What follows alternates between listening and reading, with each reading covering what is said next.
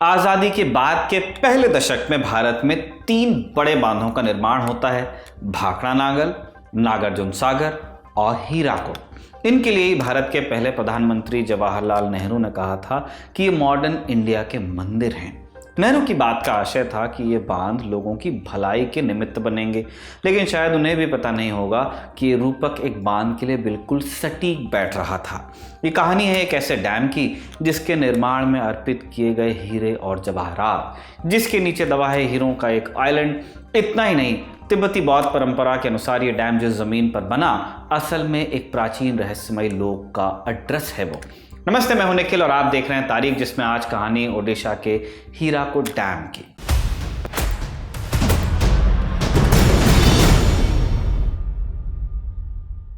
Information की बात कर लेते हैं, फिर कहानी की भी करेंगे। ओडिशा से बहने वाली महानदी पर बना है हीराकुड। खास बात यह है कि यह दुनिया के सबसे बड़े अर्दन डैम्स में से एक है, यानी एक ऐसा डैम जिसमें कंक्रीट से ज़्यादा क्ले और स्टोन का इस्तेमाल हुआ है, मिट्टी और पत्थर। आकार की बात करते हैं, मेन डैम 4.8 किलोमीटर लंबा है, जबकि इसके दोनों सिरों बने तटबंध जो हैं उन्हें मिला दें तो इसकी लंबाई 25.8 किलोमीटर हो जाती है। डैम के ऊपर 2 टावर भी बने हुए हैं, जिनके नाम गांधी मीनार और जवाहर मीनार हैं। इस डैम के चलते महानदी पर एक आर्टिफिशियल लेक भी बना, जो भारत की सबसे बड़ी आर्टिफिशियल झीलों में से एक है। हीराकुड बांध बाढ़ रोकने के साथ साथ बिजली बनाने का काम भी करता है। एक तरफ इससे लगभग 2.5 लाख हेक्टेयर ज़मीन की सिंचाई होती है, वहीं लगभग 350 मेगावाट बिजली का भी उत्पादन होता है। आज भी ये भारत के सबसे बड़े बांधों में से एक है। कैसे बना हीराकुड? आज़ादी के बाद नेहरू सरकार का सबसे ज़्यादा जोर सिंचाई परियोजनाओं पर था, ताकि भोजन के मामले में हम जल्द से जल्द आत्मनिर्भर हो सकें। इसी कवायद का नतीजा थे बड़े बांध, जिनमें सबसे पहले नाम आता है भाखड़ा नागल बांध का, जो 1963 में बनकर तैयार हुआ। भाखड़ा नागल की कहानी हम पहले तारीख में सुना चुके हैं। भाखड़ा नागल के साथ ही हीराकुड के निर्माण की शुरुआत भी हुई थी और 1957 में ये बनकर तैयार भी हुआ। इसके बनने में भारत रत्न डॉक्टर भीमराव अंबेडकर का भी बड़ा हाथ था। बांध कैसे बना, ये जानने से पहले ज़रा पीछे चलते हैं। पीछे भी और दूर भी। कितना दूर? सीधे यूएस। अमेरिकी राष्ट्रपति व्हाइट हाउस में रहते हैं, इतना हमको पता है। हालांकि व्हाइट हाउस के अलावा भी राष्ट्रपति का एक निवास होता है, जिसे कहते हैं कैंप डेविड। यूँ इसका इस्तेमाल छुट्टियां मनाने के लिए होता है, लेकिन अंतर्राष्ट्रीय महत्व की कई मीटिंग्स भी कैंप डेविड में होती हैं। मसलन साल 1979 में इजराइल और इजिप्ट के बीच हुए ऐतिहासिक समझौतों पर भी हस्ताक्षर कैंप डेविड में हुए और इन्हें कैंप डेविड अकॉर्ड कहा गया। कैंप डेविड का पहले एक और नाम हुआ करता था शांग्री-ला। ये नाम अमेरिकी राष्ट्रपति फ्रैंकलिन डी रूजवेल्ट ने रखा। क्यों? दरअसल शांग्री-ला एक मिथकीय शहर का नाम है, एक यूटोपिया, जहां धन धान्य के भंडार हैं। हालांकि लिटरली कहें तो असल में शांग्री-ला भी सही नाम नहीं है। ये नाम साल 1933 में एक ब्रिटिश लेखक ने दिया। शांग्री-ला की कहानी फिक्शन थी, लेकिन इसका संबंध तिब्बती बौद्ध ग्रंथों में दर्ज एक शहर से है। मार्वल यूनिवर्स की फिल्म डॉक्टर स्ट्रेंज अगर आपने देखी हो तो उसमें एक सीन है, डॉक्टर स्ट्रेंज नेपाल जाता है जादू सीखने। वहाँ मोर्डो उसे एक कमरे में ठहराता है और एक चिट देता है, जिस पर लिखे शब्द को देखकर डॉक्टर स्ट्रेंज मोर्डो से पूछता है कि ये क्या है, क्या मंत्र है? मोर्डो जवाब देता है ये वाईफाई का पासवर्ड है। स्ट्रेंज के कमरे के वाईफाई का पासवर्ड था शंभल। शंभल उसी शहर का नाम है जिसे तिब्बती बौद्ध ग्रंथों में एक जादुई शहर के नाम से दर्ज किया गया।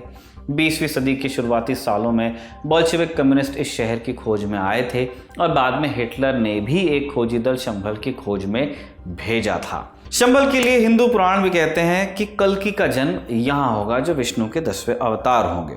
अब ये हो गया एक बहुत लंबा विषयांतर, जिसके लिए हम माफ़ी चाहते हैं, लेकिन अब पहुंचते हैं मेन मुद्दे पर। जानते हैं इस पूरी कहानी का हीराकुड बांध से क्या लेना देना। दरअसल हीराकुड ओडिशा के संबलपुर जिले में पड़ता है। तिब्बती बौद्ध ग्रंथों में जिस शंभल शहर का जिक्र है, उसके दावेदारों में एक नाम संबलपुर का भी लिया जाता है।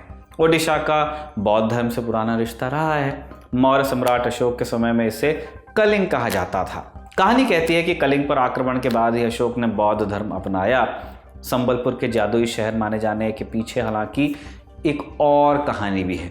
पीपल ट्री नाम की वेबसाइट में हीराकुड के इतिहास का जिक्र करते हुए अक्षय चव्हाण लिखते हैं, 1940 के दशक में जब महानदी पर डैम की चर्चा चलने लगी, तब के दस्तावेज बताते हैं कि जिस जगह पर डैम बनना था वह नदी पर एक द्वीप हुआ करता था और उस पर हीरे पाए जाते थे।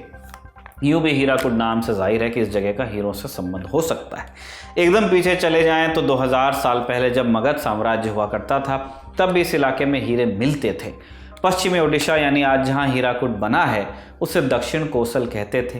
कौटिल्य ने अर्थशास्त्र में और वराहमिहिर ने बृहद संहिता में दक्षिण कोसल को हीरो का सोर्स बताया है। इतना ही नहीं, रोमन इतिहासकार टॉलमी ने भी इन हीरो का जिक्र किया है। टॉलमी के अनुसार मनद यानी महानदी के बगल में संबलक यानी संबलपुर में हीरे पाए जाते थे। टॉलमी के लेखे से पता चलता है कि रोम तक इन हीरों का निर्यात होता था। दिलचस्प बात यह है कि ये हीरे किसी खदान में नहीं मिलते थे, महानदी के साथ ये बहकर आते और हीराकुड के पास आइलैंड पर जमा हो जाते। हीरे ही नहीं, सोना, क्वार्ट्ज और टोपाज आदि बहुमूल्य पत्थर भी यहाँ मिलते थे। 12वीं सदी तक इन हीरों की मांग दुनिया भर में रही, लेकिन फिर इसी के आसपास गोलकोंडा के हीरों का बोलबाला हुआ, जो आकार में बड़े थे, क्वालिटी उनकी बेहतर थी। 13वीं सदी में भारत आए इतालवी यात्री मार्को पोलो ने भी इन हीरों का जिक्र किया। मार्को पोलो ने लिखा कि तब दक्षिण भारत में हीरे निकालने के लिए चीलों का इस्तेमाल होता था। लोग हीरों की खदान के ऊपर खड़े होकर अंदर मांस के टुकड़े फेंक देते, जिनमें कुछ हीरे चिपक जाते। मांस के टुकड़े देख वहां चील इकट्ठा हो जाती। जैसे ही चीलें मांस के टुकड़े लेकर ऊपर आती, लोग जोर जोर से शोर मचाकर उन्हें डरा देते और उनके पंजों से हीरे और मांस के टुकड़े वहीं जमीन पर गिर पड़ते। इस तरह लोग आराम से हीरे इकट्ठा करते थे। बहरहाल आगे बढ़ते हुए जानते हैं कि ओडिशा के हीरों का क्या हुआ। साल 1757 की बात है। प्लासी में जीत के बाद रॉबर्ट क्लाइव बंगाल का गवर्नर बन गया। भारत में अंग्रेजों की जड़ें मजबूत हुई तो उसमें क्लाइव का योगदान था काफ़ी। लेकिन क्लाइव जब वापस इंग्लैंड गया तो वहां उस पर मुकदमा चला। दरअसल कंपनी के लिए पैसा कमाने की बजाय क्लाइव और उसके ऑफिसर्स ने बंगाल का बहुत सारा पैसा अपनी अंटी में जमा कर लिया था। कॉर्पोरेट फ्रॉड उस जमाने का। अब सवाल था कि इस पैसे को वापस इंग्लैंड कैसे भेजेंगे। ऐसे में क्लाइव ने एक हवाला स्कीम चलाई। कहानी यूं है कि प्लासी जीतने के बाद संबलपुर के राजा ने क्लाइव को एक तोहफा भेजा।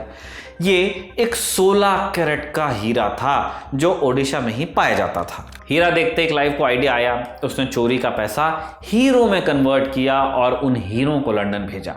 क्लाइव के जाने के बाद भी 1850 तक संबलपुर में हीरों का कारोबार चला।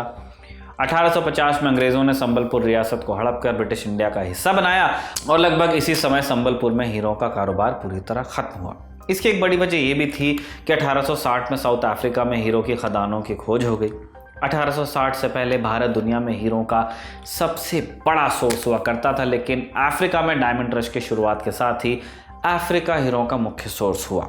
हीराकुड की कहानी इसके बाद पहुंचती है 1945 में। 1942 से 1946 तक डॉक्टर अंबेडकर श्रम मंत्री हुआ करते थे। इस पद पर रहते हुए उन्हें ओडिशा राज्य के लिए उल्लेखनीय योगदान देने का मौका मिला। 8 नवंबर 1945 को केंद्र और ओडिशा सरकार के बीच हुए एक सम्मेलन में डॉक्टर अंबेडकर ने उन्हें, तब उड़ीसा नाम था सूबे का, एक डैम बनाने की बात की। दरअसल महानदी जैसी बड़ी नदियों के चलते ओडिशा हमेशा बाढ़ग्रस्त रहता था, स्पेशली मानसून में। 1936-37 में आई विनाशकारी बाढ़ के बाद भारत के महान engineer Bharat Ratna doctor M Visvesvaraya ने महानदी डेल्टा पर एक रिपोर्ट बनाई, जिसमें महानदी के ऊपर एक डैम बनाने का आइडिया आया था। आगे चलकर डॉक्टर अंबेडकर ने विश्वेश्वरैया की रिपोर्ट के आधार पर ही डैम बनाने का सुझाव दिया।